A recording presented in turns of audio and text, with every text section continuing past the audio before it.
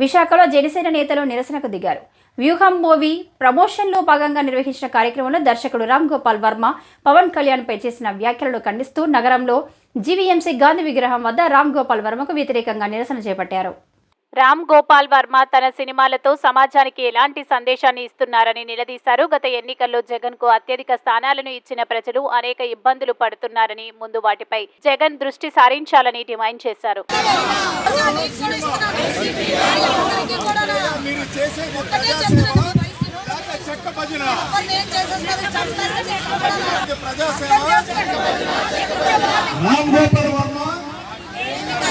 రామ్ గోపాల్ వర్మ మంత్రిగా మీరు చేసేది ప్రజాసేవ.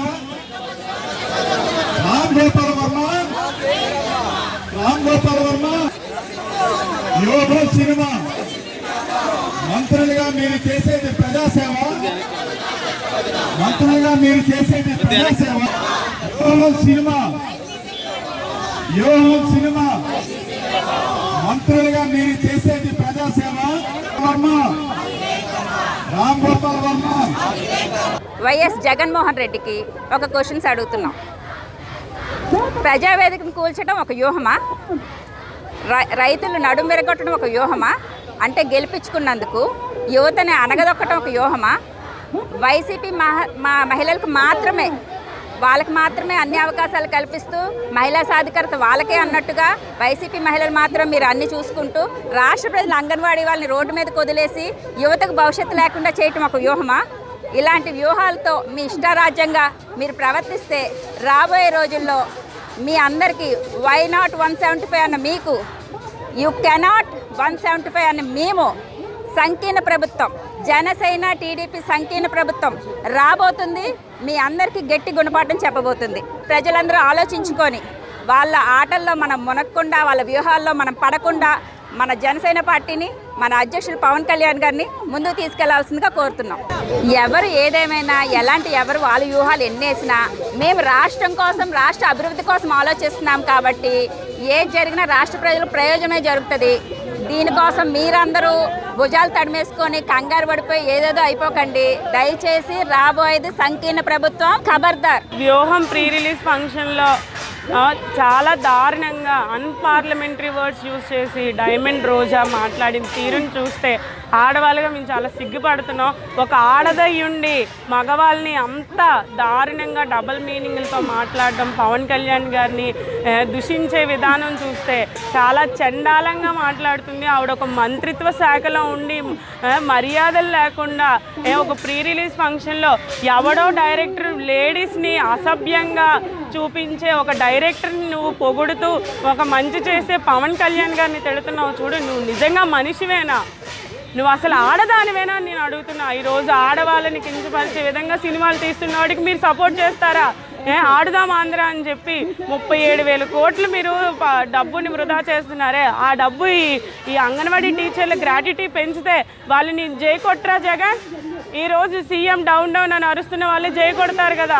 ఈరోజు నువ్వేం చేస్తున్నావు? రాష్ట్ర ప్రజలకు ఏం చేస్తున్నావు? సిపిఎఫ్ రద్దు చేస్తానన్నావు, రద్దు చేయలే. నిరుద్యోగ సమస్య అలాగే ఉండిపోయింది. వాలంటీర్లకు ఏదో 750 రూపాయలు పెంచి చేతులు దులిపేసుకున్నావు, అయిపోయింది. ఉప్పులు అన్ని నిత్యావసర సరుకులు పెంచేసావు. ఎక్కడ చూసినా ఉమెన్ ట్రాఫికింగ్ చాలా జరుగుతుంది.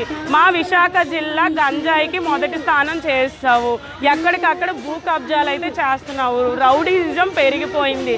ఇలాంటివన్నీ వైఎస్ఆర్సీపీ పార్టీ వచ్చిన తర్వాత ఆంధ్ర రాష్ట్రం మొత్తం అంతా కూడా అల్లకొల్లోలం అయిపోయి ఈరోజు ప్రతి ఉద్యోగస్తులు కూడా బయటకు వచ్చి ఇలా నిరసనలు చేపట్టాల్సిన అవసరం వచ్చిందంటే ఎంత దిగజారిపోయాడో జగన్ అనేది అర్థం చేసుకోవాలి.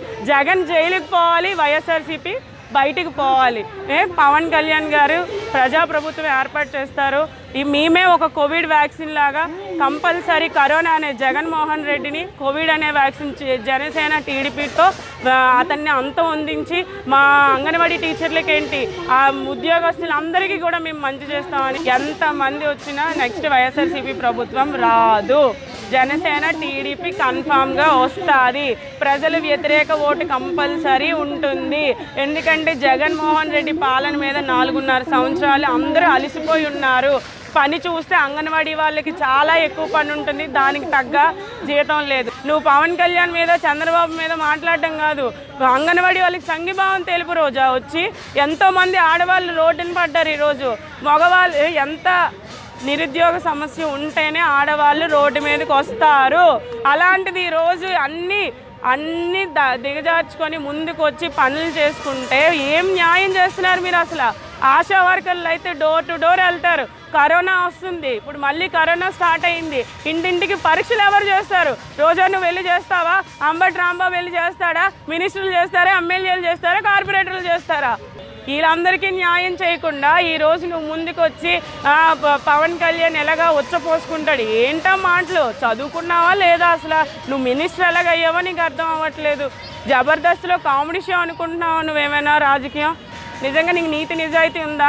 నువ్వు ఆ డబ్బుకు అమ్ముడిపోయావు కదా, పోనీ నువ్వు నిజంగా నీతిగా చేసావు. పోలవరం ప్రాజెక్ట్ ఏం చేసావు? గాలికి వదిలేసి డబ్బుని తీసుకెళ్ళి సుకన్య సౌజన్య చేతిలో పెట్టావు. ఇంకేం చేయాలి?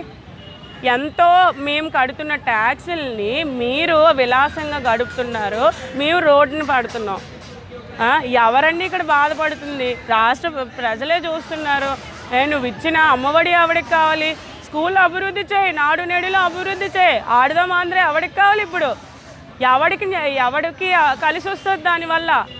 ఏ నాడు నేడులో స్కూల్స్ డెవలప్ చేయొచ్చు కదా. బెంచులు చూస్తే అస్తవ్యస్తంగా ఉన్నాయి, కరెంట్ లేదు, పిల్లలకి సరైన ఫ్యాకల్టీ లేరు.